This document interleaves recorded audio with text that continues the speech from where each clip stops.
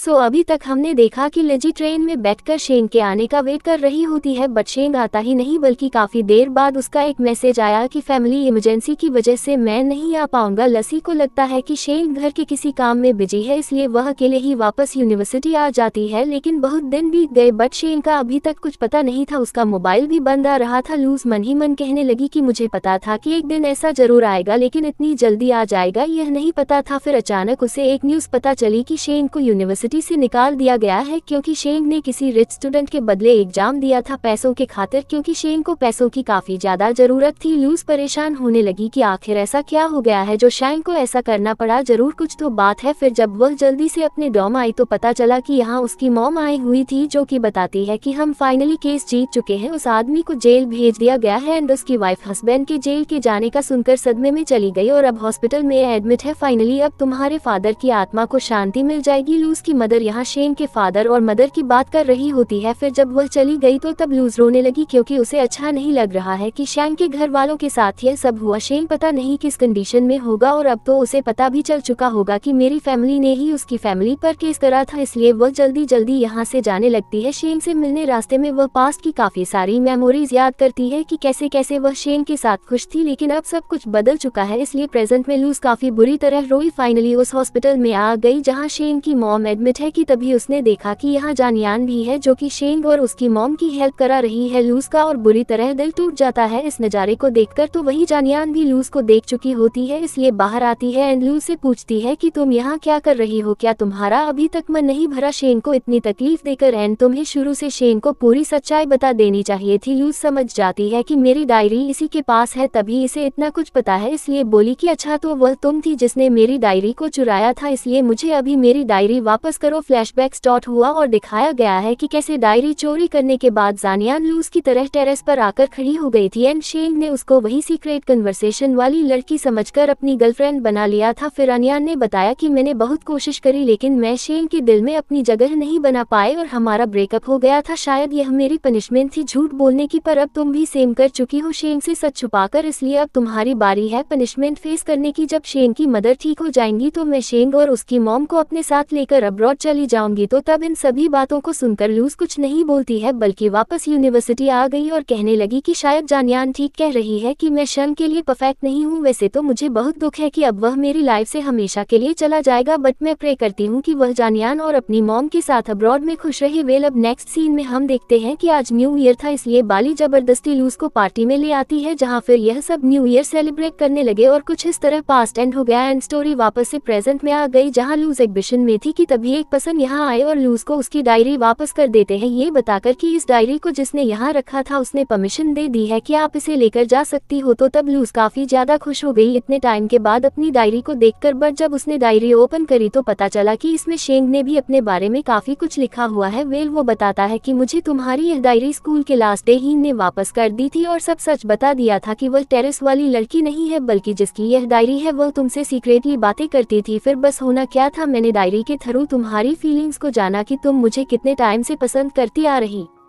हो, इसलिए मैंने डिसाइड कर लिया था कि मैं तुमसे मिलकर ही रहूंगा। फिर मैंने तुम्हारी यूनिवर्सिटी में एडमिशन लिया। हमारा पहली बार मिलना कोई कोइंसिडेंस नहीं था, बल्कि मैं जानबूझकर तुम्हारे सामने आया था। फिर हम कैंटीन में मिले और फिर तुम्हारे वर्क प्लेस पर भी, यानी मैं सब कुछ जानबूझकर कर रहा था क्योंकि मैं तुम्हें और अच्छे से जानना चाहता था, या ये कहो कि मैं बस अब तुम्हारे साथ ही रहना चाहता था। पर अब क्योंकि डैड के जेल जाते ही मेरी जिंदगी अचानक ही बदल गई, यानी मैं कर्ज में डूबने लगा, मेरे पास बिल्कुल भी पैसे नहीं बचे, यहाँ तक कि जब मैंने अपने रिश्तेदारों से मदद मांगी तो उन सभी ने भी मेरी मदद करने से साफ मना कर दिया, यहाँ तक कि मेरे सगे अंकल्स भी मुझसे मिलना नहीं चाह रहे थे, जबकि वह अपने घर पर ही हुआ करते थे, पर यह कह देते थे कि वह घर पर नहीं है। मैं बुरी तरह टूट गया, मेरी मॉम की कंडीशन भी और ज्यादा खराब होने लगी। इन सभी बुरी चीजों का सुनकर मेरे पास उनके इलाज के भी पैसे नहीं होते थे, मैं जैसे तैसे काम चला रहा था। मैंने कई बार तुम्हारे लिए मैसेज टाइप करा कि मैं तुमको बहुत ही ज्यादा मिस कर रहा हूँ, पर तभी मैं उसे इरेज कर देता था क्योंकि मुझ में हिम्मत नहीं बची थी तुम्हारे सामने सामने आने की मतलब मुझे वाकई में रिग्रेट है कि मेरे फादर की गलती की वजह से तुम्हारे फादर की जान गई थी और तुमने बचपन से इतना सब कुछ फेस करा है। ऊपर से अब मेरे हालात भी ऐसे नहीं थे कि मैं तुमको एक अच्छी लाइफ दे सकूं, क्योंकि तुम एक बहुत ही अच्छी लाइफ देव करती हो और एक अच्छा लाइफ पार्टनर भी, इसलिए मैं तुम्हारी लाइफ से चला गया। मैंने जानियान को भी वापस अब्रॉड भेज दिया था, यानी मैं उसके साथ नहीं गया था। मेरी लाइफ में कुछ भी अच्छा नहीं चल रहा था, पर सिर्फ तुम्हारी डायरी से मुझे हिम्मत मिलती थी। मैंने छोटी छोटी जॉब्स करनी शुरू करी ताकि पैसे कमा सकूं, जिस वजह से मुझे काफी प्रॉब्लम्स फेस करनी पड़ रही थी, पर मैंने हिम्मत दिखाई। मैं छुप छुप कर तुम्हें देखने भी आता था क्योंकि मुझे अच्छा लगता था तुम्हारी सक्सेस देखकर। तुम्हारे बर्थडे वाले दिन भी मैं केक लेकर आया था, लेकिन मैं तुम्हारे सामने नहीं आ पाया था, बल्कि मैं तुम्हें दूर से देखकर ही काफी ज्यादा खुश हो रहा था। मैंने डिसाइड कर लिया था कि अब मैं सक्सेसफुल बनकर ही तुम्हारे सामने आऊंगा, बट मैंने जो भी कुछ मिनी बिजनेस स्टार्ट करे वह सभी फेल हो गए। मैंने अब हिम्मत हार दी है और मैं समझ गया हूँ कि मैं कभी तुम्हारे लायक नहीं बन पाऊंगा, इसलिए अब मैं हमेशा के लिए तुम्हारी लाइफ से जा रहा हूँ। मुझे पता है कि तुम अपनी लाइफ में आगे और भी बहुत कुछ अच्छा करोगी, इसलिए मैं तुम्हारे लिए काफी ज्यादा खुश हूँ। लूज ये सब रीड करके बुरी तरह रोने लगती है क्योंकि उसे लगा था कि जब शेन को पता चलेगा कि मेरी फैमिली ने उसकी फैमिली पर केस करा था तो शेन मुझसे नफरत करने लगेगा, पर ऐसा कुछ भी नहीं है। यानी वह आज भी मुझे ही पसंद करता है और ना ही वह अब्रॉड गया। यानी मुझे लगा था कि वह जानियान के साथ अब्रॉड जा चुका है, बल्कि वह अभी भी यही चाइना में है। दूसरी तरफ अब हम शाइन को देखते हैं जो कि रेंट के रूम पर रहता है एंड उसकी मदर अभी भी सिक है और हॉस्पिटल में एडमिट है, पर अब शेन ने जैसे तैसे अपने खर्चे उठाना सीख लिया है। शेन ने टीवी पर वह मिनी मूवी लगाई जिसकी शूटिंग यूनिवर्सिटी में की गई थी। शेन खुश होने लगता है इस मूवी में लूज को देख देख कर, क्योंकि अब वो सिर्फ लूज की यादों के साथ जी रहा है कि तभी उसे आर्ट गैलरी से कॉल आई, जिसके बाद अब हम वापस से लूज को देखते हैं जो कि किसी के आने का वेट कर रही है। और फिर जब जैसे ही यहाँ शेन आया, क्योंकि लूज ने ही शेन को यहाँ बुलवाया है, तो तब लूज शेन को इतने सालों के बाद देखकर बहुत ही ज्यादा खुश होने लगती है। शेन भी इमोशनल हो चुका था और लूजी को देखकर दोनों पहले रोने लगते हैं, यानी कोई भी बात नहीं करते बल्कि बस उन दोनों के आंसू आते जा रहे थे, पर वह खुश भी है इतने टाइम के बाद एक दूसरे से मिलकर। फिर लूज ने शेन से वही सेम क्वेश्चन पूछा कि सनी डेज, क्लाउडी डेज या फिर रेनी डेज, तुम्हें क्या पसंद है? तो तब शेन रिप्लाई देता है कि मुझे तुम पसंद हो। लूज और ज्यादा इमोशनल होने लग जाती है, इसलिए शेन को हक कर लेती है। फिर पूछती है कि तुमने वापस आने में इतनी देरी क्यों कर दी? जब तुम चाइना में ही थे तो तुम्हें मुझसे मिलना चाहिए था। शेन सॉरी करता है। फिर दोनों एक दूसरे को बताने लगे कि वह एक